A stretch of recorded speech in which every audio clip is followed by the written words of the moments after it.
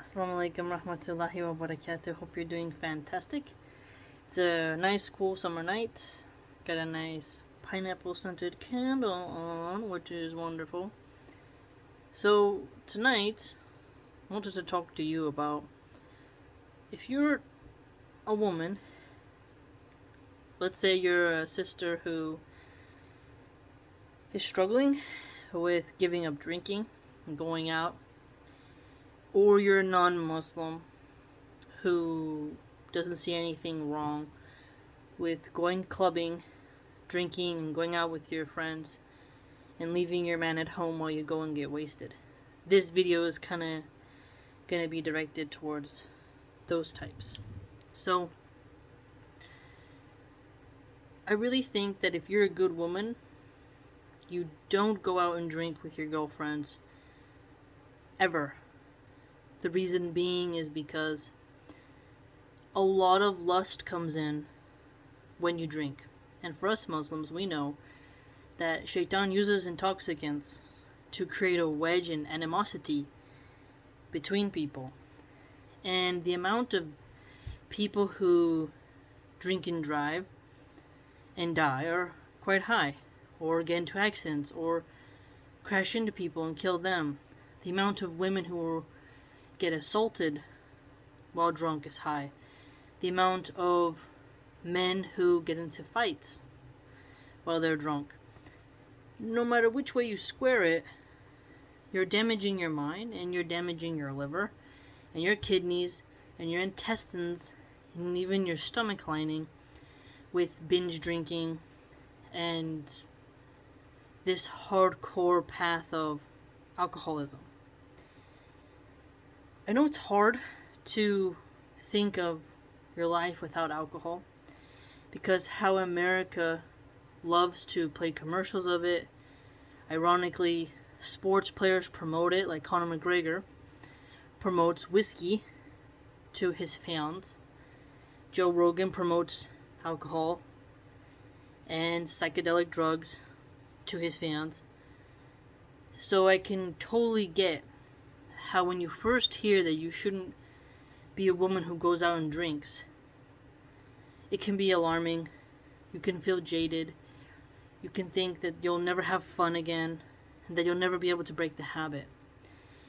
But there's beauty in not disrespecting your man and staying home and doing what is right and not giving Shaitan any opportunity for you to hurt yourself, to ruin your marriage, your relationship, to not do anything that would get you landed in jail or with some debilitating injury.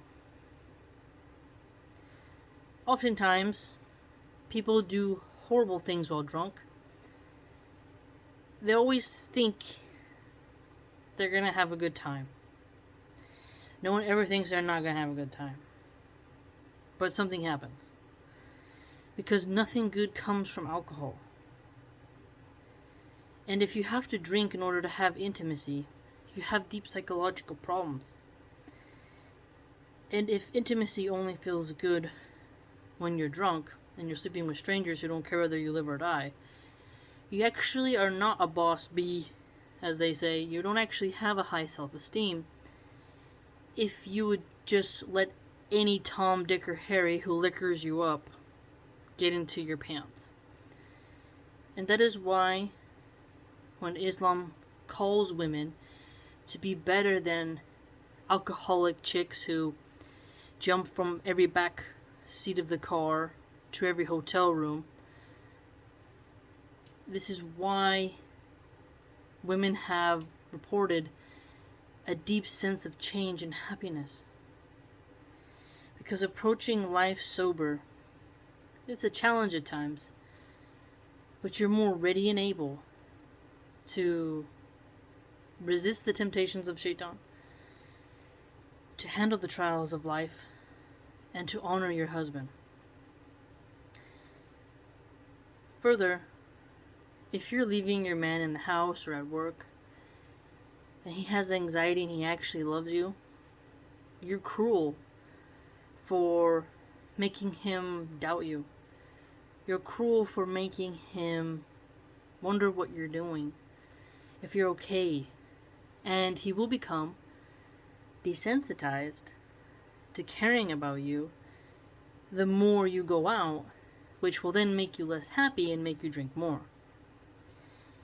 If you get a man who doesn't care how much you go out and drink and lets you wear whatever you want,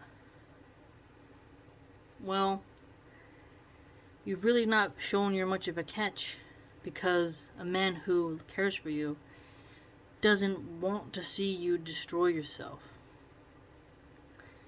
And further, imagine you get drunk with your lady friends and you get assaulted.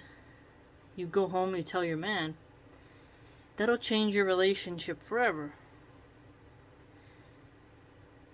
Further, if you get assaulted, you get pregnant, you abort the child, that's going to affect your relationship with your man forever.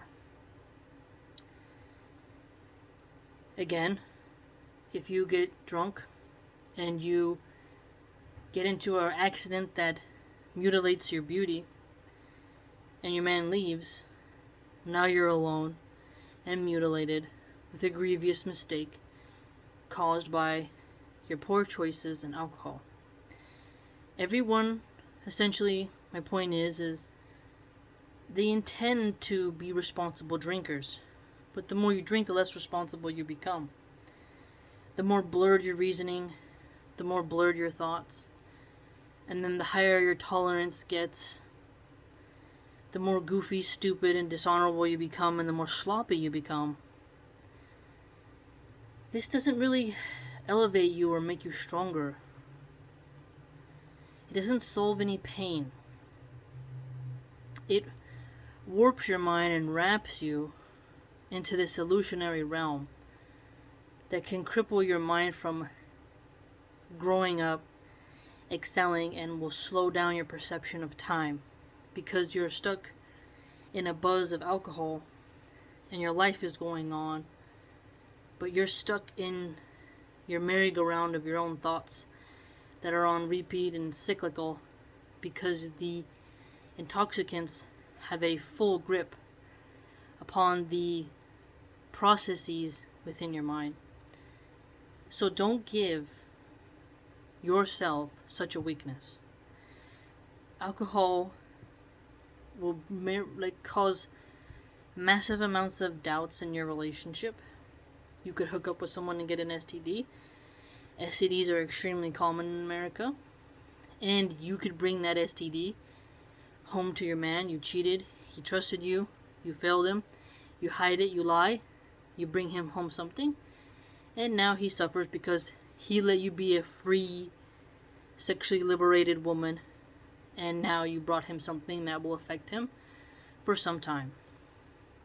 So my point is that if your man tells you not to drink, he loves you.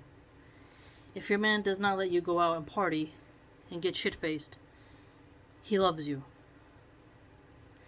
No man you meet at the bar is quality. A man who picks up women at a bar is a broken man himself. Decent men are not found at bars. And abusive alcoholic fathers don't make good memories. Their sperm count is also low. Heavy amounts of alcohol create lower quality sperm and also affect your womb. They affect everything in your being. So don't listen to the liberals and to the atheists who tell you there's nothing wrong with drinking, because there's plenty wrong with it. I've had a lot of family members die from alcoholism. I have another aunt who has to get a liver transplant or she's going to die. She was a raging alcoholic. You could be that person. Today it starts with 2 or 3 drinks when you're happy. Oh, for a game, for this, for that, and next thing you know, your body's having withdrawals every time you don't drink. Or you're getting in trouble at work. You name it. Or you got a DUI, driving under the influence ticket from a police officer, And now you can't go to work because the judge has said you aren't allowed to drive for a while till you take some classes to make up for it. So many things could go wrong. Alcohol isn't worth it. If someone is encouraging you to drink, they are your enemy, they're not your friend. Because alcohol has destroyed millions of lives. Babies born with alcohol fetal syndrome, I think that's the name of it. It has caused so much damage to children, created many nightmare lives in the world, and it has made people escape their problems instead of facing their problems. So I encourage you to obey your husband, obey your boyfriend, get married to him already, but to obey your partner, essentially, is my point. If they don't want you to go out and drink with your girlfriends. If your girlfriends encourage you, your lady friends, your whatever, your homegirls, to drink, they're your enemy. If they're single and you have a relationship and they're telling you to go drink, their behavior, their indulging in the lust gaze around them will affect you. And you will do something that'll ruin your relationship. And your girlfriends don't really care too much if your relationship fails, because if they did, they wouldn't let you go out in the first place. Good friends want your marriage, your relationship to stay intact. And they would give you proper counsel on how to keep your relationship intact. Whereas a degenerate friend, a really polluted-hearted friend, would tell you, nah, just do it, F it, girl power, YOLO. They would make all these strange buzzwords and phrases to manipulate you into doing something that would only cause a wedge and animosity within your relationship. And so it's important for you to be preparing yourself to be a proper mother, a proper grandmother. And being a drunkard isn't how you do that. And you want to be able to be sober so that when you're pregnant, you can make the right choice about being sober. So think about what I said and really digest what I said.